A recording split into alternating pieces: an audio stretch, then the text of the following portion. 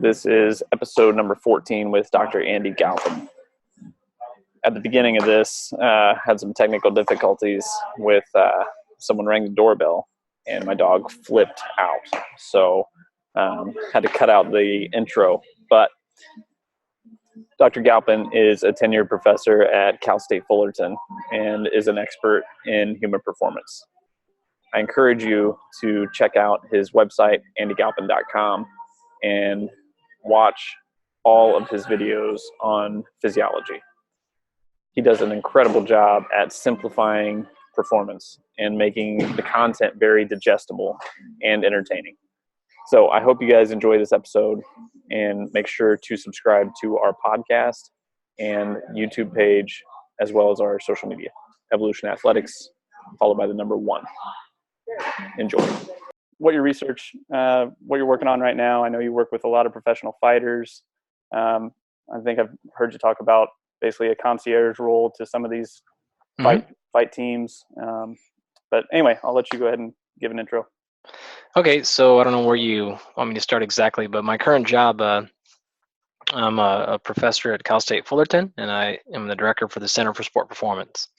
So within that, we've got 6 or 7 laboratories that all are focused on performing and disseminating research that enhances sport performance. So my job is kind of split into 3 parts, really. So part 1, I'm a teacher. So I teach program design for strength and conditioning, sports nutrition, all at the senior and graduate level, strength conditioning principles, things like that, exercise physiology. Part 2 is research. So we really do a whole gamut of different types of studies, again, with the whole goal being on human performance. So we don't do things on sick and disease and stuff like that. It's how do we maximize performance is really what we're after.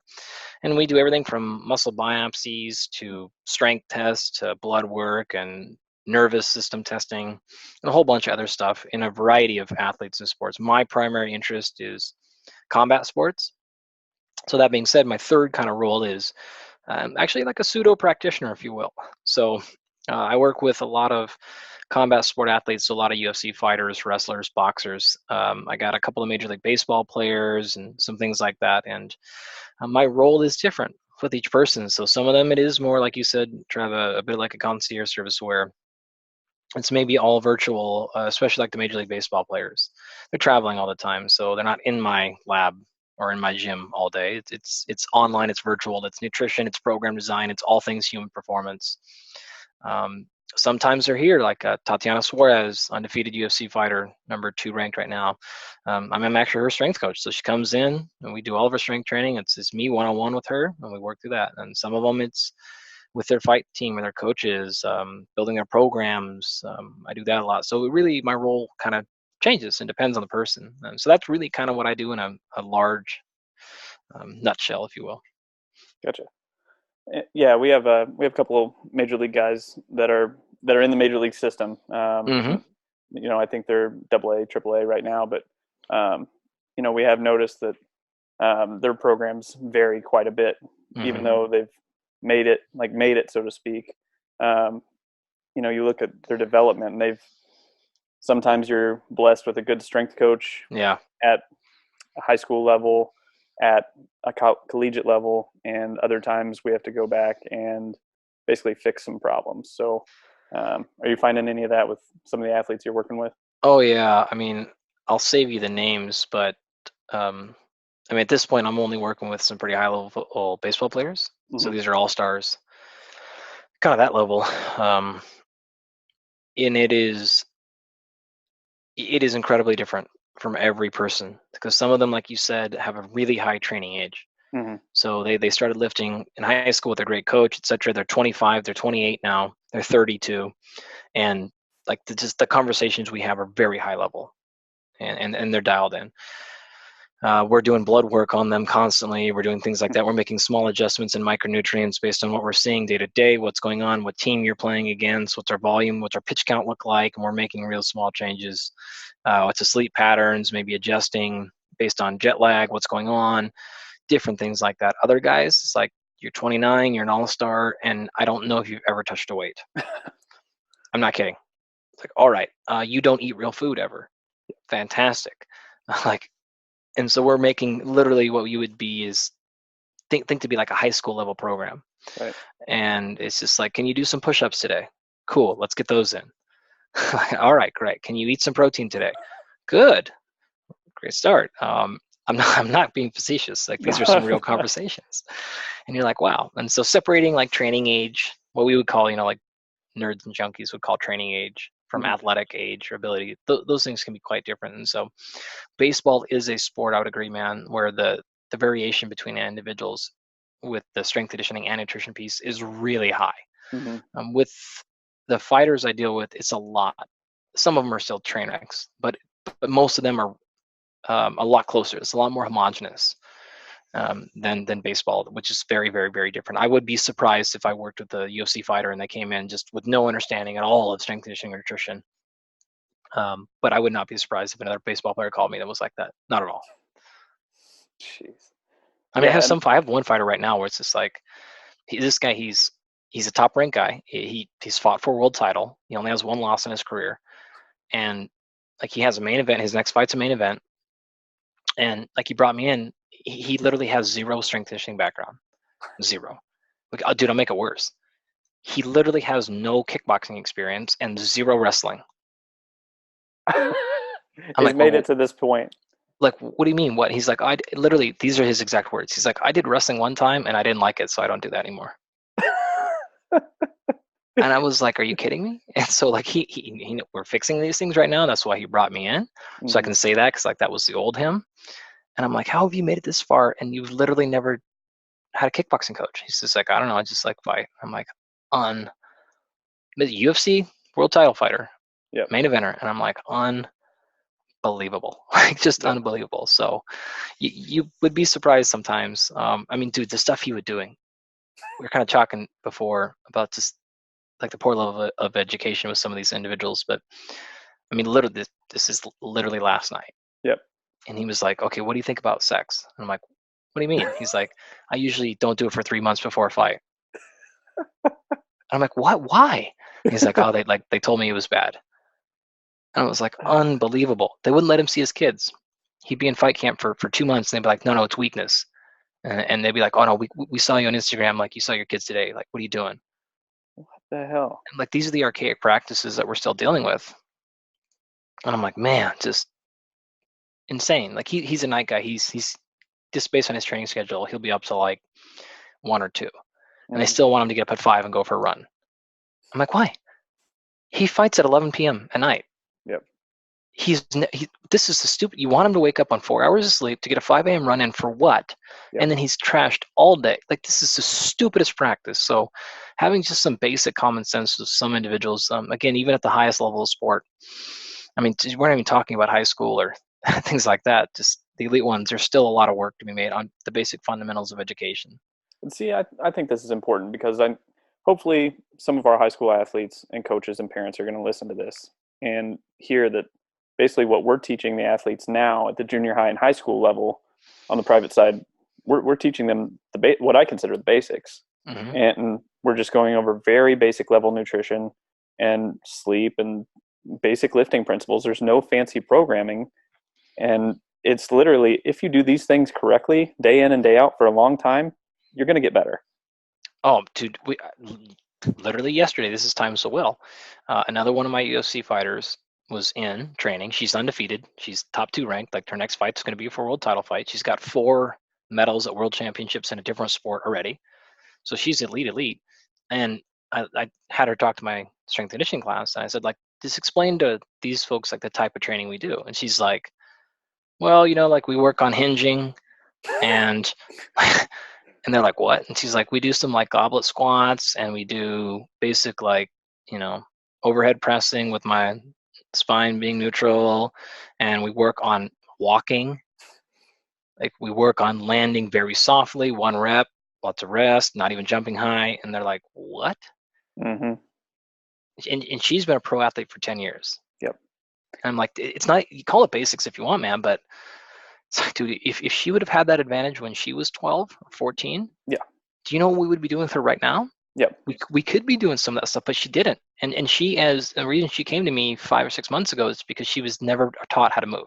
And And she's like, every time I lift, I get hurt. And then I watched her and I was like, did anyone ever teach you how to hinge? She's like, no. Like, your feet are pointing in the weird directions. Do you notice that? He's like, no one ever told me. I'm like, So she was athletic enough to do it. The second I cue her, she fixes it.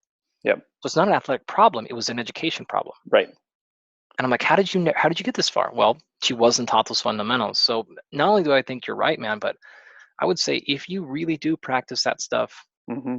in this age range, you're going to have such an unbelievable advantage over everybody else. Even when if you do get to that Division I college level, or you get to that professional level, you not only are you not going to be hurt, you're not going to retire from the sport broken and miserable for the next 70 years of your life. That's right. But you're also going to have a huge competitive advantage, because by the time you do get to college, you can start doing these complex movements.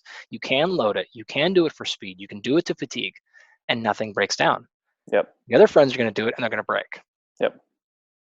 Because, I was talking to Dr. Tabor a few weeks ago, and Dr. Tabor was, because these kids see on Instagram and, other social media outlets where they'll see these elite level power lifters, elite level Olympic lifters doing these max efforts, and they don't understand that they're at the pinnacle. And Dr. Tabor was basically saying the intelligent question would be, go ask those athletes what they were doing 10 to 15 years ago and start there, but all these kids see that and think, oh, well, that's what I need to do. They don't understand that there's a whole GPP phase that you need to go through for years. Yes. Yeah, I almost cut you off there because when you said phase, I'm like, that's not a phase. And then you said years. So I'm glad you said that, because that's not a phase. I mean, I'll tell you right now, Morgan King, right? So this girl's an Olympian in weightlifting in 2016. She's already an Olympian, American record holder like 15 times. I don't know, a bunch. We just competed in world championships in Thailand about a month ago or so. And the first thing coming back is barbell work. And it's and the comment she makes to me is like, man, I'm so glad that I have finally learned how to snatch. I'm like, or I finally learned how to pull. Right. Like the best ever in American history in her weight class. And she says now it's PVC pipe work. It's hinging. It's all this basic stuff. And so even those folks that if you go to her Instagram, you'll see her like, oh my God, a girl, 32-year-old girl just clean and jerk double body weight. Right. Yeah. But what you didn't see the hour before that is her on the PVC pipe. And she's good because she'll show those things. But so even the best of the best, when they do get there, they still do spend most of their time on the fundamentals. So even if you see those things on the social media platforms that you see them on, remember, okay, cool. But that's not what they're doing the whole time. That's right. It's really not. I mean, it's a really fairly small percentage. And if it is a higher percentage of what they did, it's a small percentage of their overall training history because they spent those 10 years doing the basics. And so I don't know how many more times I can explain it to you. I've just given you 3 or 4 examples, but pro athletes are still doing the same thing in different sports, MMA, UFC, like weightlifting. They still are doing the basic stuff. And it's not, we hear basic and we're like, oh, bummer. But you wouldn't think basic if I was like, I want you to jump higher. I go, well, jumping's a basic movement. That's all you want to do that's a basic movement. Like, oh, but now you're excited about it because you can touch something. It's basic movement. Same thing, right? Yep. So that brings me to my next point that I was going to ask you about was, so if this guy that you're mentioning is doing these things, how much of a genetic freak is he? Like how blessed is he just from a muscle fiber standpoint? Physiologically, he's a turd. Really? Complete turd. So can you explain that a little bit? Yeah. No, I mean, let me see if I can do this without giving away. I have his whole training program right here. All right. I don't want to get you in trouble or anything. Yeah, no. I'll show you sort of quickly. But basically what I do is I give them a complete, let's see if I can do this without violating anything. I don't know if you can see that right there. Yeah. Complete athlete assessment. Yeah, I give them a complete athlete, and I'll do this real fast. But you can see all these things, right? And we go through a bunch of physiological attributes, and I do them by, in this particular category, the very first thing is psychological. And so scale of 1 to 10, basically, how is his competitiveness, his toughness, and his grit? Well, he's a 10 out of 10. He's unbelievably tough. How does he handle fight nerves? How is his, I call it the about that life. Is his lifestyle really matching it, right?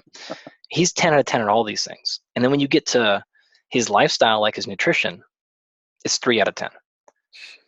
His sleep, it's okay. When you get to his physical performance stuff, this is what I mean when I said he's a turd. Like Yeah. physically, he's weak.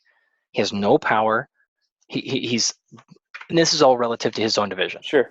So when I say he's 3 out of 10, that means like he's 3 out of 10 relative to other people in the UFC in his weight class, right? He's better than normal people, of course. Yeah, sure. Now, when you get to the skill or the sports skill stuff, his jiu-jitsu is off the charts. Mm-hmm. So his submission game is off the charts. And every single one of his UFC fights, he's won by submission. Hmm. Or he said a couple of quick knockouts. But the reason I'm saying this is to say, okay, when we look at what goes into sport performance, it's not just this one or two things. So he wins because he's unbelievably tough. He loves fighting. And he has one particular world-class skill set, which is submissions. The other ones he's terrible at. And so genetically, you're sort of saying, like, is he a genetic freak? Well, physically, no. Physically, he's actually inferior to everyone in his weight class. He's one of the lowest. And we had the numbers on some of the tests that we do compared to almost everyone else in his weight class, and he's one of the lowest. And so the conversation I was able to have with him is, look, man, you're 14-1, and you fought for a world title, and you are the weakest, slowest, and least athletic person in the whole division. I don't need you to be number one, but what's going to happen if I take you from 1 out of 10 to 4 out of 10? Yep. You're going to be unbeatable. Yeah. And he's totally bought in. So he's redone the whole entire training program. So he had one particular skill set that he'd been relying on, but he knows very well, like, it doesn't take pro athletes that long to figure you out. And so he's getting away with it now, but he knows I'm not going to be able to win the title and defend it 3, 4, 5, 6 times when I have these major holes. Right. And so, and that takes a lot of maturity. Mm-hmm. It takes a lot of humility on his part to come back and be like, look, I have gotten this far on just freak vision. Like, his vision's unbelievable. But now if I want to get all the way there, I got to step back and go do this basic stuff. So the things he's doing in program and training right now, like, he literally has never been taught to squat. He has no idea how to jump. Doesn't even know doesn't have how to move at all. And it's humbling because he's like, man, I'm a main event fighter, and we're getting ready for a main event fight right now. And it's like, okay, like, can you grab that and let's learn how to row with our upper body. Yeah. Great. But he's willing to invest the time now because he knows he needs that for the next 2, 3, 4, 5 years of his career. Right. And he wishes every day that someone would have done this with him when he was younger. Sure.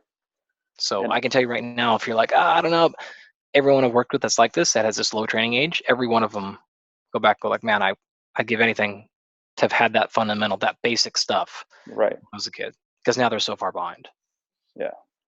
So, yeah, I just have questions about, so when you're doing these evaluations, I'm assuming when you say strength, you're talking about, like, number one, can they even perform the movements? If they can, is that relative to their body weight? And then do you put that into a ratio for power? I mean, how do you evaluate all that? Yeah, so we do it in a whole host of things. So first and foremost, what I do is I collect it. These scores are an amalgamation of several things. Number one, what does he perceive? So if I ask him, like, how's your leg strength? Where is it at relative to your opponents? And he'll tell me, it's 2 out of 10, 9 out of 10, wherever, right? And then I ask his coaches the same thing. And then if I see he tells me 9 out of 10, that they tell me 2 out of 10, then I'm going to dive deeper. But if they're both like, he's probably like 3 or 4, then I'm probably like, okay, pretty close. And then we actually put objective data behind it. So then we do things like a 1 rep max, or 2 or 3 or 4, whatever we need to be, leg press if it has to be, or squat. Or we actually have the benefit of using technology. So we do a lot of times in what's called an isometric mid-thigh pull. So you pull on a force plate. We have the UFC Performance Institute that we can send them to, and they do all this testing. And I'm really close with the folks out there. And so they can send us back and say, okay, the amount of force he can actually put into the ground is X. And here's what these numbers look like relative to everybody else in his division. So I take all of those things, those objective and subjective numbers, and go, okay, like, we're sort of right here. Your movement skill is a different piece. So for his, like, okay, well, how well do you squat? How well does your do you overhead press, or does your shoulder blade work the way your shoulder blade is supposed to work? That's the same thing I'll ask him, but they probably don't know. Right.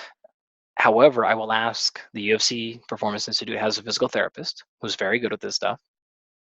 I'll ask her if they have a physical therapist themselves or a chiro or anything they work with. I'll ask them the same thing, and then I'll assess that myself. So I'm looking at where when they move, I'm watching them move in training when they're doing their strength conditioning pieces. I watch their fights and I go, oh, okay, look, your feet are terrible. This is what's going on. And the physical therapist comes back and be like, oh yeah, we got severe inactivation of transverse in the foot or whatever. I'm like, oh, okay, sort of same thing. And so I'm kind of putting that stuff all together and then generating like a rough score. And it doesn't matter if it's a 3 or a 5. What matters is like you're a 2 and we need you to beat a 9. Right. Or whatever it has to be, right? So if they're in the middle there, what this also allows me to do those, and I come back and look at, and the entire scoring system I use has about 40 things that we score. Now I can't fix all 40 at once. So what this allows me to do is I look at all 40 of these and then I share this packet with the coaches. We all sit down as a whole team, his physical therapist, his massage therapist, his strength coach, if that's not me, or his head coach, his boxing coach, all of us. We sit down and go through this packet and then we say, okay, how close is our next competition out? Are we 6 weeks out? Are we 16 weeks out? Are we 6 months out? Do we even know? Okay, we're 12 weeks out. Great. Here's where he is physically. What do we want to work on in this camp, and what are we willing to not work on?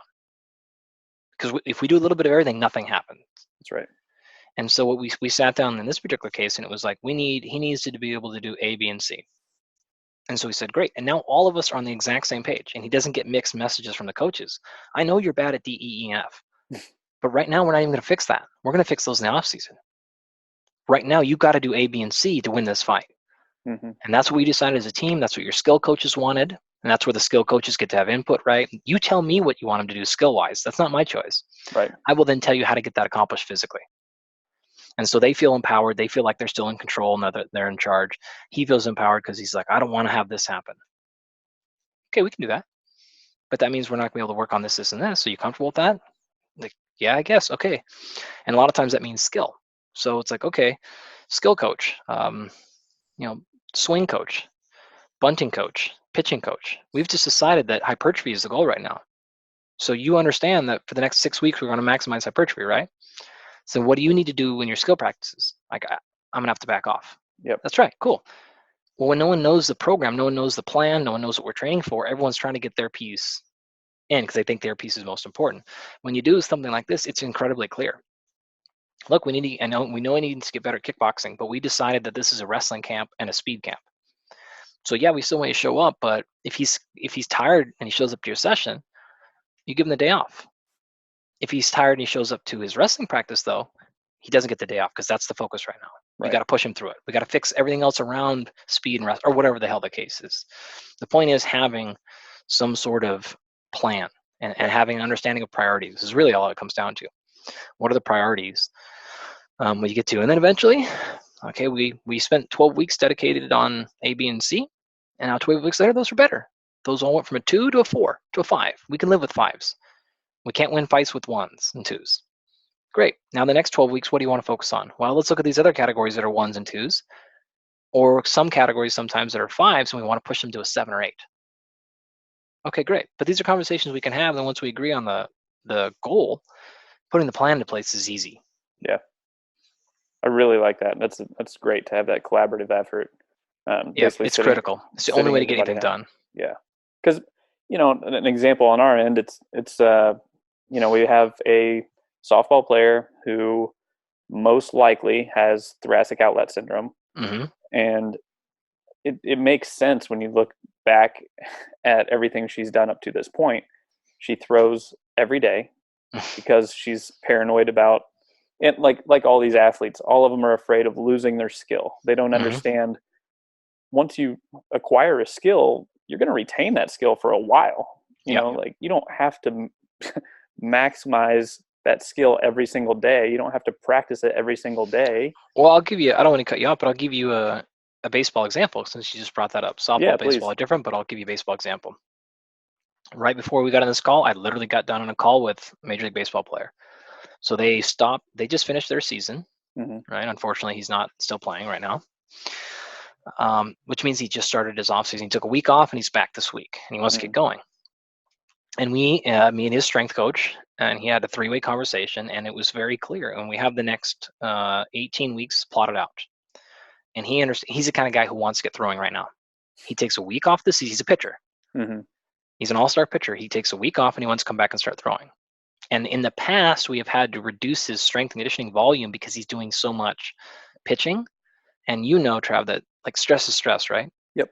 So that adds up. So the stress that you get on your body from all the pitching contributes to your legs, contributes to everything else, right? And so we've had to reduce his strength conditioning. But his major problem with his skill set is he's not very athletic. He doesn't have a lot of muscle. And he has determined that he needs more muscle to succeed. And I said, great, man, you have told me you need more muscle to succeed. We put you in a program to build more muscle. You're ruining that program because you won't reduce your pitching. Mm-hmm. What do you want to do? It's your career, man. You tell me. And he's just like, oh. So I said, here's what's going to happen the next 6 weeks. You can throw. But if throwing starts to interfere at all with your lifting, what are you going to do? He's like, I'm going to back off throwing. Great. And I think he will. He's not just saying that because the light bulb just never totally clicked in his brain. Yeah. Exactly like you're saying. It was just like, hey, man, your skill is there. You had a 2.2 ERA. You led Major League Baseball in a bunch of categories last year. Can we really not throw as much for 5 weeks? Yep. I think we can do it. I think we can, right? Or when you do throw, maybe go work on 1 or 2 things. But no more junk volumes, we call it. No, just like throwing to throwing. Like work on that change up that really sucked, or that placement of your curve. Okay, great. Or play with that new knuckle curve you wanted to play with. But you play with it for 15, 20 minutes, whatever pitches it is, and then we're out of there. After that 6-week period goes, the strength conditioning now flips. Now the strength conditioning is a secondary priority because you got to get ready for the season, and your skill development is really high. So we need to get that skill development high. But that's cool. But for this first 6 weeks, you have to understand where the priority is. Mm-hmm. So it's literally exactly what you're saying. It's like we can't do all of these things at once. We have to understand if you're trying to maximize your pitching skill 365 days a year, nothing else will change. Yep. You might get really skilled, but nothing else will change. And so you have to understand, what is my 6-week priority? What is my 6-month priority? What is my 6-year priority? Mm-hmm. And we have that conversation with him. He's in a contractor year specifically. And so he's not super worried about it right now, but he's trying to get to that next contract. Yep. That next contract is the difference between $100 and so $1 million for him. So he's like in this for the, oh yeah, okay, actually I just have to make sure I'm maximized by this time next year. Yeah. That's when my performance has to be the best. Not right now, not in October. I don't even have to get to spring training until February. So why am I trying to maximize my pitching skill right now? That's stupid. I should maximize the other things that will allow me to actually express my pitching skill at its best when I get there. But right now, that's not the time. Mm-hmm. So that you have to have that longer thought, right? And it's harder when you're younger to think down the line like that. But that's what we really should be after, is what's going to allow me to express that skill once I get there. You know, because I mean, that's one thing that I'll talk with athletes about. You know, right now there's fucking fall ball finishing up for some reason, and this skill coaches push that. And what I'll say to these kids is I'll introduce them to what's basic periodization. What does that mean? And then I'll ask them, what are the most important events that you have? Yeah. And their young minds will say everything's important. It's like, well, I understand you're competitive, but you know, which one is absolutely most important? When are you needing to perform because you know there are scouts that are going to be there? Mm-hmm. And once they kind of begin to conceptualize that, you can kind of see the kind of that light bulb you're talking about kind of go, oh, okay, this is not that important. Yep. But you know, here's what I say all the time. The key one of the keys in my opinion to successful athletic development is balancing immediate with delayed gratification. I like that. You have to have both, right? Yeah. And so immediate gratification is doing something right now in the moment that makes me feel good. Right? I feel hungry. I would rather have pizza than I would have a salad. Right? The thing that makes me feel best right now is that immediate gratification. Mm-hmm. Delayed gratification is saying, no, I want, not going to eat the pizza, even though it's going to taste better right now. I know long term it's better for me to have the salad. Okay, great. Now, if you choose the delayed gratification all the time, it actually is, it's hard to have a long-term success because you're never present in the moment. You don't enjoy things. You work really hard for something and you don't actually enjoy it. right? So you can't live your life constantly being delayed gratification. This is the kid who classically breaks and goes off the rails, right? It's like they never have fun. You can't choose immediate gratification either, because then you're never actually getting better in the future. And so you have to have some forethought into going, okay, when am I going to choose to do the thing that makes me feel good right now? And when am I going to choose to do the thing that I know is better for me long term? And there's no exact balance you have to have between these two, but there has to be some. We probably want to hedge 80% of the time with delayed gratification Mm. and 20% of the time with immediate, right? But we don't want 50-50. We don't want 100-0 for either one of these things, because then we're not going to be in a position where either short-circuiting our long-term development, or we're just not actually getting better because we're doing the only thing that makes us feel good in the moment. And so kids like that have to understand that piece is, yeah, I know you want to perform best right now because it's a practice game and your girlfriend's there. Sure, I get it, right? Or you just have the ego right now because you're a junior and you don't want to lose the sophomores. Fine. You're choosing immediate gratification though. You're choosing what makes you feel good in the moment rather than thinking about what's going to actually make me perform better when it counts at the end of the year, when the scouts are here, next year, my senior, whatever happens to be, right? And so sometimes we choose that no, I'm just going to stick it to them right now. I don't care. But most of the time we want to probably pick that well, what's best for me long term? Yeah. And that brings me to my next question is, how do you know, I know you do a lot of muscle fiber research. How do you know when you've reached your genetic ceiling or genetic potential fully with an athlete? I don't think you ever have to worry about it, to be honest with you. Okay. Because I don't think anyone's ever going to get there, really. For the most part, I don't know if I'd have to think maybe. None are popping off in my head where I'm like, as an athlete I worked with that I'm like, that was it. That's the farthest we could get. There's been a couple where I'm like, that's pretty close. But there's so many things to work on because you have what goes into human performance is so multifaceted. Okay, maybe you're not going to get any stronger. Well, that's not true because I got one of the girls that I work with. She has 25 world records in powerlifting. She's 120 pounds and has deadlifted almost 5 times her body weight. I know who you're talking about. So I would love to say, well, she's at her genetic potential. But every damn time she competes, she does more. Yeah. So I'm like, I don't think there is I think there was. I thought deadlifting 4 times your body weight as a 120-pound girl was it. Right. But then she deadlifted 4.5. Yep. And then she deadlifted 4.75. And I think she's going to get pretty close, like what we're working on now. She might hit 5x. So to me, when I see that, I'm like, there is no genetic potential. Gosh. So, I don't know. There is maybe a little more of a genetic potential for muscle size. But, man, some of the folks I interact with, you would think they're close there. And I'm like, nope, apparently you're not, because you keep getting bigger. Yeah. So I don't think that's ever something we really have to worry about from there. I do think that, kind of going back to the training camp example, there is some times where it's like, okay, you're a 155-pound MMA fighter and you deadlift 450. Is deadlifting 500 really going to make you any better? Right. Okay, it's not really genetic potential, but it is probably we don't need to focus on that, because right now you're like an 8 out of 10 in strength and you have all these other areas that are 1 out of 10.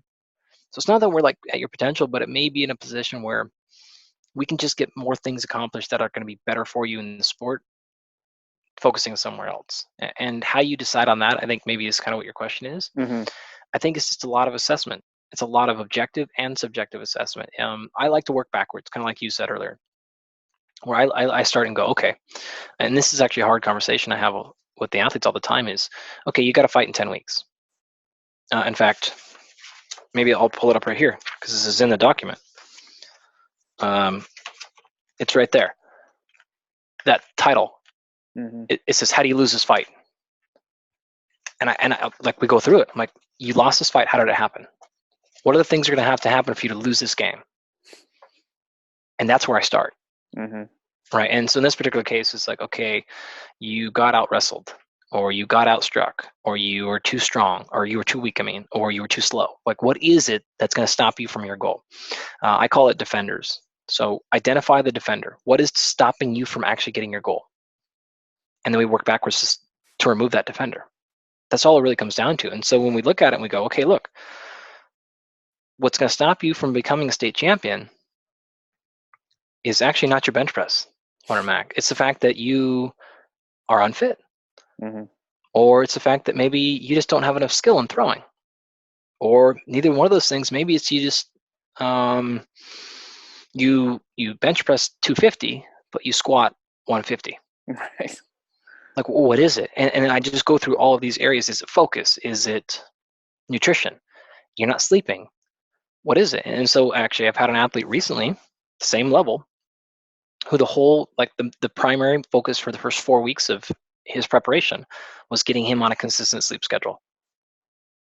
He got no nutrition advice. He got no training advice. He got nothing else. Every single day we checked in. What time did you go to bed? What time did you wake up? What can we do better tomorrow? That was it. And it changed. Like, everything got better. Yep. Everything got better. Yep. He's like, I can't believe how much better shape I'm in. He's like, why am I like, I never miss. I'm never losing in practice at all right now. Like, what's happening? I'm not doing anything. He's doing less training than he's ever done before. Less. The least amount of workout he's ever done. The least amount of skill training he's ever done. And everything's getting better. He's like, what the hell's happening? I said, I told you, man. Like, that was your problem. Yep. Your problem was these areas. And so that's what my job is, to kind of look at all this stuff and go, where can we make the biggest impact with it's called the 80-20 principle. Right? Where can I make the biggest impact with the least amount of effort? Right. And if we start getting to that, like, okay, we can get you a little bit stronger, but it's going to take 80% of our focus to get you a little bit stronger. Maybe we don't need that. But look over here at sleep. Yep. 20% effort gets us 80% result. Yep. Then that's where I'm probably going, depending on the athlete, right? Depending on if they're 12 or 22 or 32 or whatever.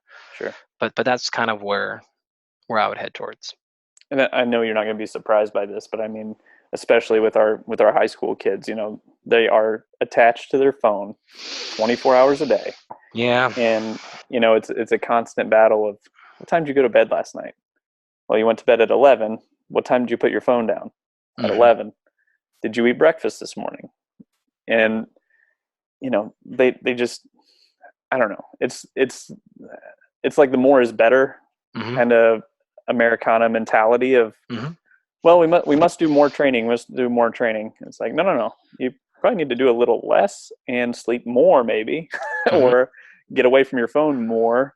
You don't need more training all the freaking time. One of the athletes I work with, myself and him and two of his coaches, we started, because funny enough, if you text him, he won't respond. If you send him an Instagram direct message, he responds within seconds every time. It's unreal. He's an that's adult. how you get hold of it. He's not 15. Like, he's an adult. We do all of our communications. So we started an Instagram. I didn't know you could even do this, but a group text, basically. Oh, I didn't know you could do that either. And he started it, and we called the name of the group Midnight.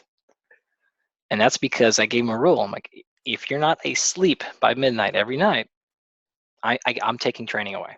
And he's like, what? I'm like, no, you don't get to train today. Why? Because I saw you on Instagram story at 1 a.m. Like, I was up dealing with my daughter who's crying and shitting her bed, and I saw you on Instagram at 2:30. You don't get to train today. And that happened like twice, and he's like, oh, never again. So he has a rule, like midnight is because, again, he fights late at night, so he doesn't wake up till, ideally, I want him to go to bed at midnight, wake up at 9. Yep.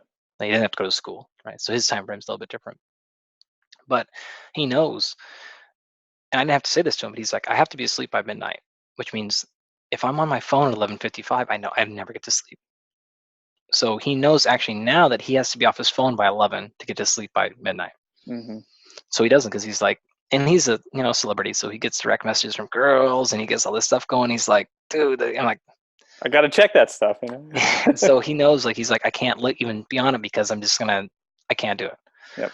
So he's off it. And he started making these rules for himself because he's like, Team Midnight, like, I can't do it. I was on my phone till 11:45, blah, blah, blah, sponsors, like these girls.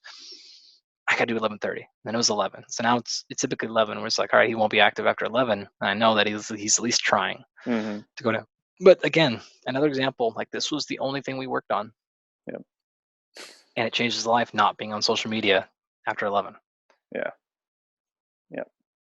Big deal, man. Let's see, what were a couple others? I made some notes of some other things I wanted to ask you about. Oh, yeah, of course. So, talking elite level athletes, elite level performance. I know you saw the sub 2 hour Oh, marathon. So, and everybody's talking smack on this guy, but he picked the course. He had the runners with him and all that stuff. Nonetheless, it's still a freaking impressive performance. Um, and I think you posted something about it. Is this the greatest performance we've seen in 60 years in terms of like a breakthrough? hmm Um, so what are your thoughts on? I mean, can we do better than an hour 59? We're gonna have more people do it. I don't think we can. I think physiologically, that a human just can't move any faster than that. Mm-hmm. I mean, I'm with you, man. I'm like, dude, I don't care what shoes he used. I don't care that he had Pacers. It's unbelievable. Yep.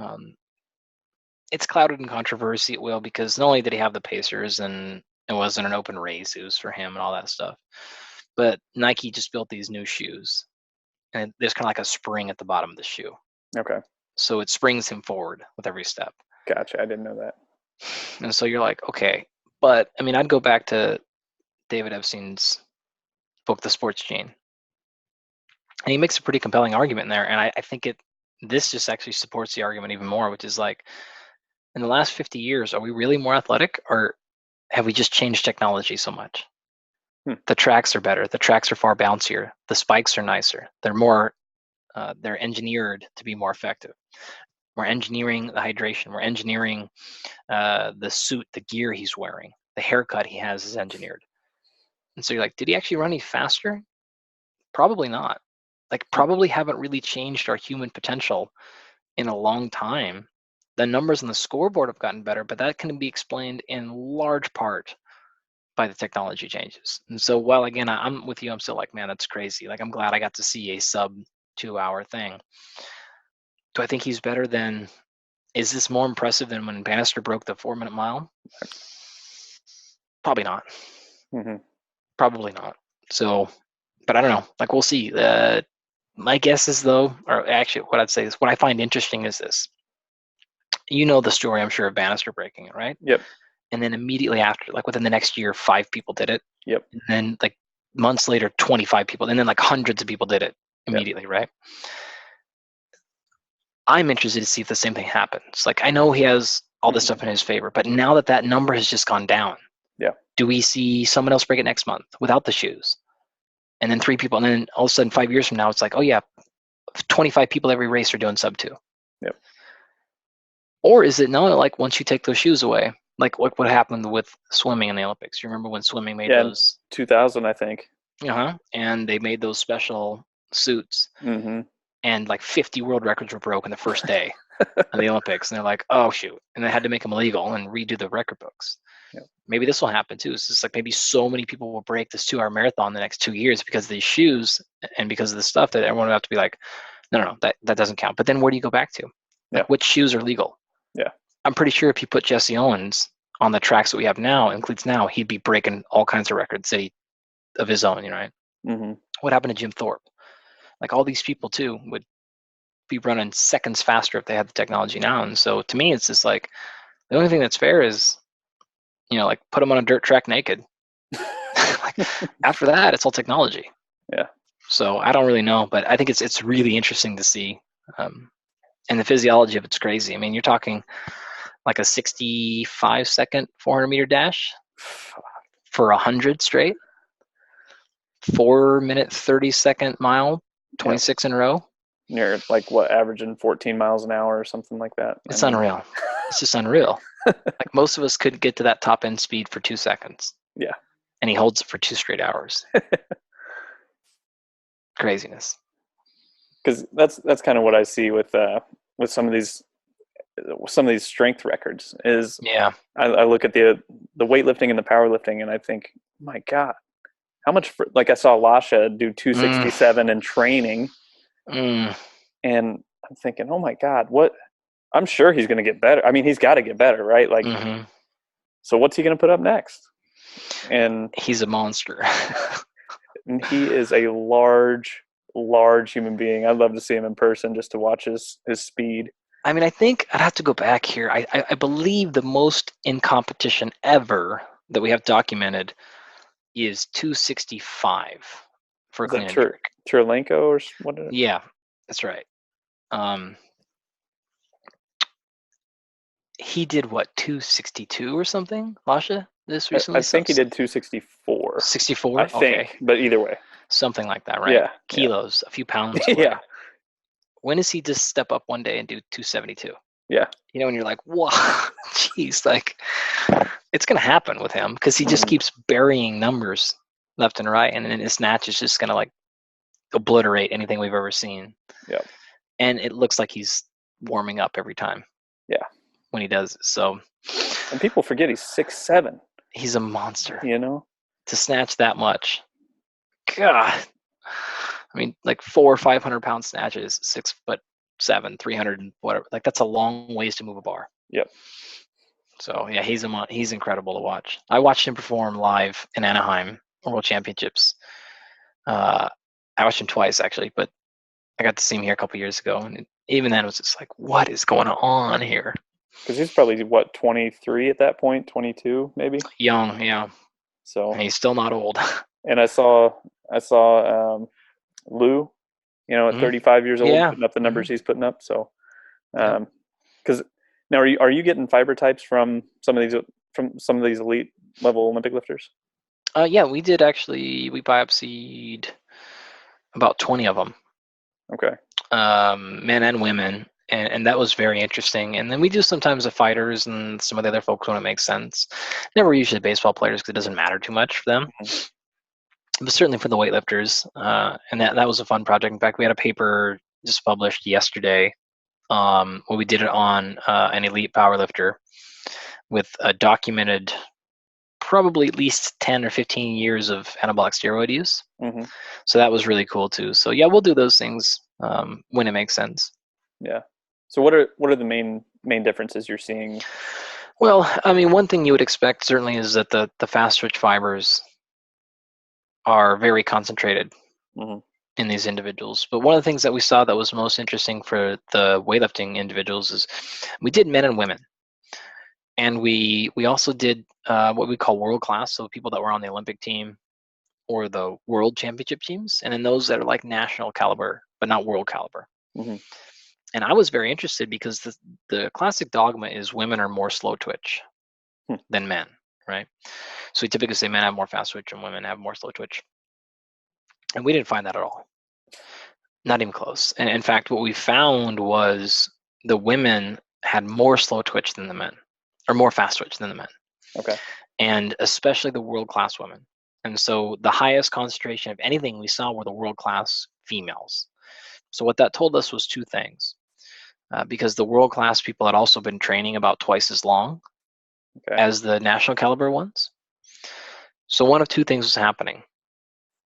Either your fiber type, so how many fast twitch you have, is determined more by training or your skill level, because we couldn't answer the question like, were these people just better at weightlifting because they had more fast twitch fibers, or did they have more fast twitch fibers because they've been training longer? Right. With our study design, we couldn't answer that. But what was clear is it's not a gender issue. Gender didn't matter. What mattered was skill and training age. So the more you train, the better you are at it, the more fast twitch fibers. But it's not a man versus woman thing, at least in terms of that outcome. So that was very interesting. Yeah, I remember when I was talking with Mandy Para, she was talking about basically the main training differences she's seen is that women can handle a little bit higher volume at a sub-maximal effort than men typically respond better, basically with a closer to maximal threshold but a lower volume. So it's funny because actually I asked that question of everyone in our study too. And I asked all the athletes and I asked all the coaches, and I wanted to see and they all pretty much said the same thing. Okay. And so I've also typically found that I've worked with a lot of girls just completely randomly. It's just turned out that way. And I've actually worked with a lot of girls in like the 115 to 130 pound range. So I have a pretty good sample set to work from there. And it's typically pretty true. They handle it a little bit better or the other way to say it is they actually need more Okay. to get the same adaptation. I gotcha. You give like a girl 6 sets of 1, Hmm. yeah, but they'll probably do better with like 5 sets of 3. Hmm. Where the guys, it's oftentimes the opposite. It's like if you want more volume, give them more sets. You want more volume for the women, give them more reps. Okay. Typically. Okay. And that's more of a selfish question on my behalf because I'm wanting to know how can I apply this with some of our athletes because.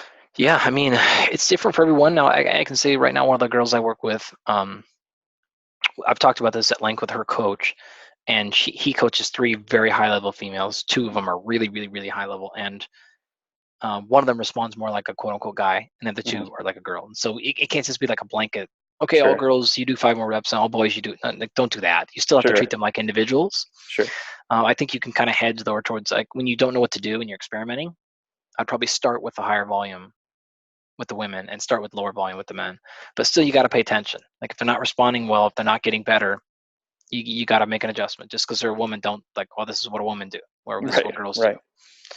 That's not smart. So Yeah. Now the other thing I wanted to kind of get into for a little bit was basically, uh, there's been all this, I don't know, hype or attention paid to different diets and keto this hmm and all that. So I guess are carbohydrates the devil, or do we no, absolutely need them, or what's Pro- going on? it depends on context. So who are we talking about? What's their lifestyle look like? What's their age? What are they trying to train for? What are they trying to not train for? So there's room for nuance everywhere. But for the most part, uh, the things that are going to get you in a good position are eating real food, Hmm. eating real whole food, right? The minimal ingredients, the minimal processing possible, and then eating a reasonable balance of protein, carbohydrates, and fat. The Hmm. vast majority of people are going to perform, recover, and feel the best on that combination. Some people get real fringe and need special alterations to that, but most people do not. And I have worked with enough athletes now that I just don't really have any more at this point who do well on low carb. Hmm. If you're like an adult like me, I can handle it fine, right? But an athlete, they just don't perform well. And in fact, they'll say that they perform a lot better when they have more carbohydrates. And so I have one athlete I work with who's very into ketogenic stuff, but he doesn't do it when he's in training camp. After the fight's over, he goes into ketogenic. And he does that mainly for brain purposes because he's worried about brain damage. Not that keto saves that, but for other reasons, right? But when he gets into fight camp or gets closer, he goes back on a pretty high carb because he just can't perform, he can't recover, he can't train, can't fight and function on low carb. So definitely not something you should avoid. And there's no inherent problems with them. Right. There's a lot of misconceptions, but they don't cause inflammation. Like they don't cause problems. They don't cause people to gain fat. None of these things are true at all. Right. So would you mind like just quantifying just so listeners have an idea in terms of numbers of hmm okay, percentage of fat, percentage of carbs? Yeah, it really depends on a lot of things. Typically, I start with protein and work backwards. Okay. So I think for most people, a gram of protein per pound is a pretty good start. That can be high. You don't have to be that high if you don't want. So if you want to do a little bit less than that, so if you're 150 pounds and you want to do 120 grams of protein, that's probably close. That's good. If you can get to 150, hey, great. But if you're a little short, no problem. Hmm. Then from there, I would argue like a reasonable split between the carbs and fat. Okay. And so maybe something like of the remaining calories, 60% carb, 40% fat. Okay. But most people aren't tracking and weighing their stuff. Hmm. And so like getting any bit more specific than that is unnecessary because you're not going to be able to execute that anyways. Right. So I would say mostly carbohydrate, but fat's totally fine too, depending on what you're doing. So if I want to give you actual numbers, I like people being between something like 2 to 5 grams per kilogram body weight for carbohydrate. If that number like goes way over your head, fine, you can come back and write it down and think about it. But that ends up being something like 200 to 3 or 4, 500 grams of carbohydrate a day for most people. Hmm. And depending on what you're doing with your training and how you respond to carbs and stuff, you can kind of titrate that up and down. Okay. But that's a pretty reasonable number. Then you fill in the rest of the calories with fat. Ends up being, somewhere between 20 and 35% of your calories coming from fat. Okay. If you land in that thing. So if you put the whole thing together, then it's something like 30 or so percent of your calories from protein, 30 or so percent coming from fat, and then 30 to 40-ish or so percent from carbohydrate. And that's probably pretty close. If you want to hedge up and go 40, 50% carbs, I'm fine with that. But just don't go low protein to do it. Yeah. That's the problem. You can think of more like, the way I like to explain it is, fat and carbohydrates are fairly interchangeable, but protein's kind of different. So don't screw with protein. But if you want to jump up and down with carbohydrates and fat, it's probably a little bit okay, depending on your sport. Yeah, I think you pretty much hit the nail on the head a second ago, as far as most people are probably not even going to be able to track it. Because, an example would be, we have an athlete who's going to go to play D1 volleyball, and I was talking with her a few weeks ago about, what'd you have for breakfast this morning? And because she just had nothing when she was training, and you just kind of tell. And I said, what'd you have for breakfast? And she's like, well, I had a sip of Gatorade and half a granola bar and a bite of a Pop-Tart or something. And then like school lunch, minimal, and then like an orange before she worked out. And I'm like, that's all you've had today. We're not even at 500 calories yet. And then I just asked her to track for 3 days. And I don't even think I got that out of her. So just trying to increase her awareness of what are you putting in your body? Yeah, exactly. I keep it real simple for most people, and it's just things like, you have to have protein at every meal. Like, period. Something protein has to go in your body at every meal. And you have to have some fresh, at least one piece of fresh food every day. And you have to have something vegetable. That's it. Like, you start there, you end up being in a pretty good spot. Don't skip meals. At that age, especially in the high school age, intermittent fasting and skipping meals is a bad idea. Yeah. You get to be 50, we can have a different conversation. But for the most part, they need to fuel frequently. Yeah. And I wouldn't hesitate much past that. So real food, real ingredients, as much as you possibly can. Gatorade, granola bars, these are not real food. Pop-Tarts is not real food. I'd rather you have a giant apple or something like that, right? Protein shake and a banana. That's just as fast, just as easy. Hey, pup, get out of the way. Amy came up here to say hey. It's all good. But I remember one of your videos I was watching where you're talking about basically vary your preparation of food. So would you mind explaining that just a little bit? Yeah, so we know that our food has a couple of major components, macronutrients and micronutrients. So macronutrients are the carbohydrates, fat, and protein. The micronutrients are the vitamins, minerals, phytochemicals, things like that. Well, the macronutrient composition is fairly unchanged with preparation, but the micronutrient is highly subjective or influenced by how you prepare the food. So here's an example. Take spinach. Now, there's actually a decent amount of iron in spinach, but it's bound up and it's hard to get out. So if you eat just like a spinach salad, you'll get some of the vitamins, but you won't get many of the minerals, like iron. If you cook it, though, you actually unfold and release those minerals. Now you actually burn up and use and waste some of the vitamins, but you get more of the minerals. And so if you want to have a well-rounded intake, if you vary how you prepare your food, then you're guaranteed some of your meals, like the more raw you eat it, the more antioxidants you'll get, the more anti-inflammatory purposes, more principles you'll get from it. But you're going to minimize the minerals. You won't get as much phosphorus, not as much calcium. You won't get as much magnesium. And these are all really, really important. When you cook vegetables, though, then you lose the antioxidants, but you gain the mineral extraction. And so that's why I recommend preparing your food in different ways. So have a spinach salad tonight. Tomorrow, cook down some spinach in your eggs. Okay, have some raw zucchini. Next day, bake it. Next day, barbecue it. Next day, steam it. Do different things because you're going to get different properties from the food by preparing it. Potatoes are the same way. So potatoes are typically fairly fast-releasing carbohydrate source. If you actually cook the potato and you cool it, it changes from a very fast to a very slow-releasing carbohydrate. And so that's why you should vary the way that you cook your food, even things like that. Pasta is the same way. So if you cook pasta and eat it the next day cold, it'll actually, the technical term is it turns into a resistant starch. So it actually acts more like fiber than it does a quick releasing carbohydrate. It actually goes to your gut, feeds your good gut microbacteria, and they actually eat it and then convert it into a short chain fatty acid. And so it actually behaves more like a starch and a slow releasing fat than it does um, a potato that you would think of it. It's even a white potato, so, or pasta for that matter.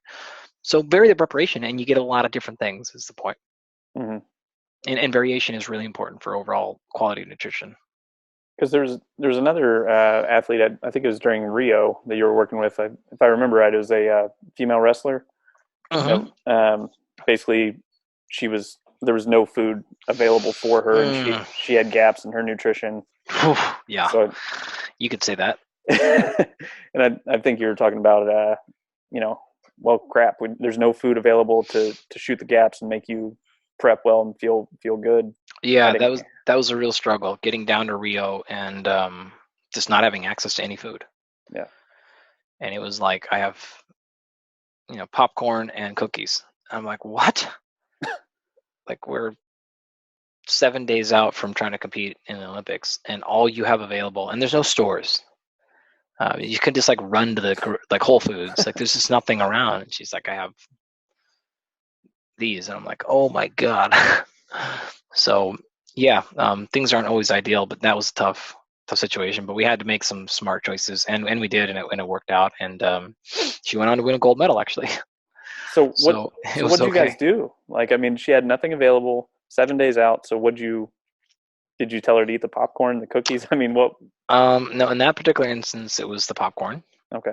Actually, for several pretty strategic reasons, but the popcorn worked well there. And then we were able to rustle up. She had taken down some, I think it was canned tuna fish, because she's competed internationally before. And actually, her last competition prior to Rio was in Mongolia.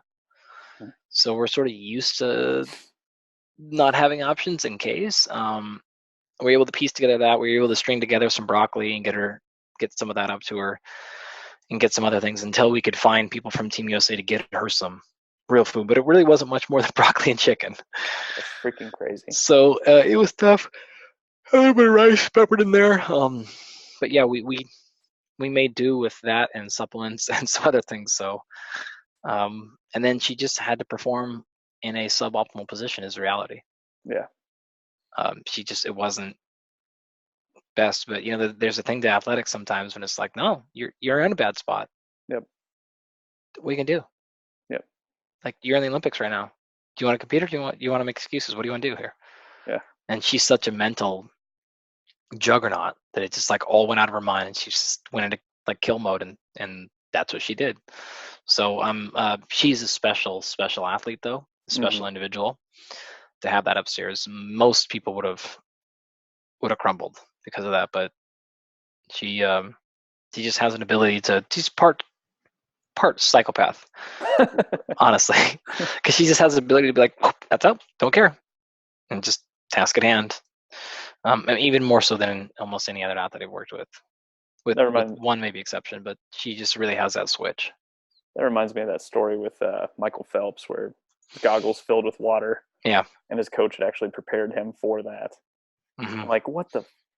Like, hats off to the coach for prepping him, but that happens at the highest stage.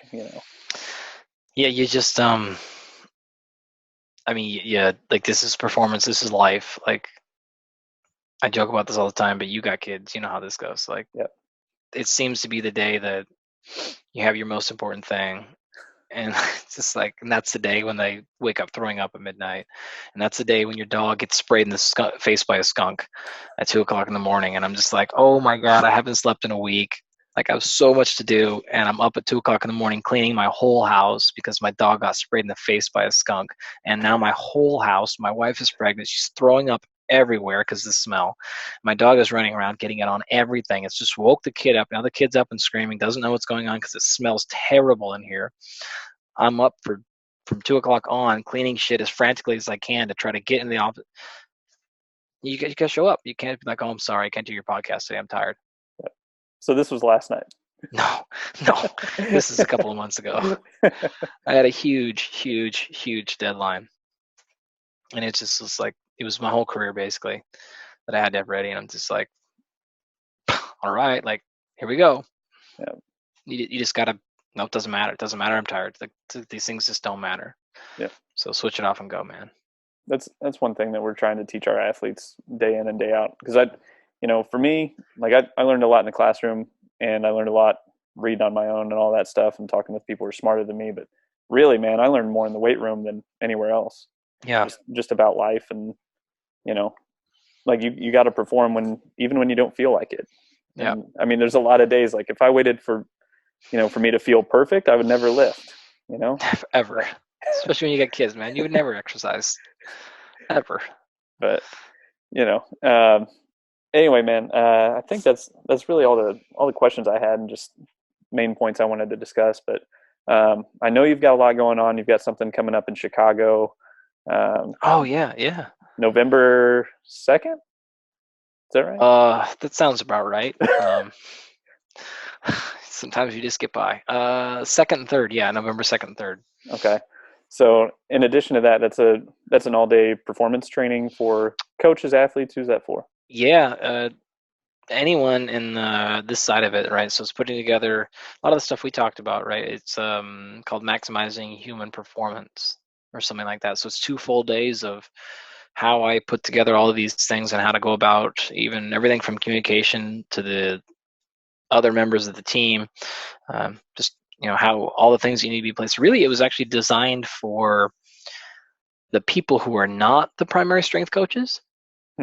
So for like chiropractors, physical therapists and stuff, like how do we actually work with the strength coaches and the sport coaches, and how do we put together programs that are truly comprehensive and not just, well, here's the best physical therapy program.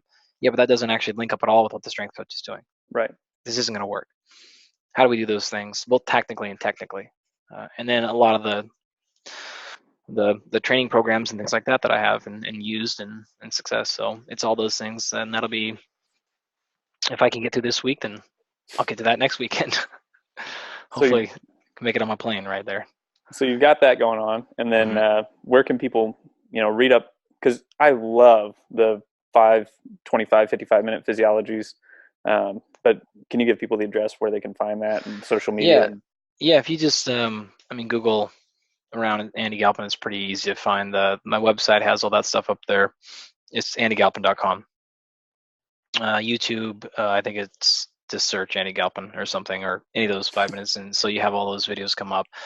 And then social media, like Twitter is easiest to direct link things to, so you can find me on there, and then Instagram is okay with being able to put content up there. So probably the most things come on Twitter and Instagram at this point. So if you want to see all the stuff I have to say about performance and science and things in this area and stuff that we're working on, it's all on those platforms. Okay. Awesome, man. Well, thank you very much for being on. I know you're incredibly busy, and I really appreciate you taking the time to sit down and help out with, hopefully some coaches and athletes listen to this and can learn a lot from it. So sounds good, buddy. Good to catch up, man. Yeah, nice to catch up with you for a little bit. So, all right. Well, thanks again, Andy. All right. Cheers, man. All right. See ya.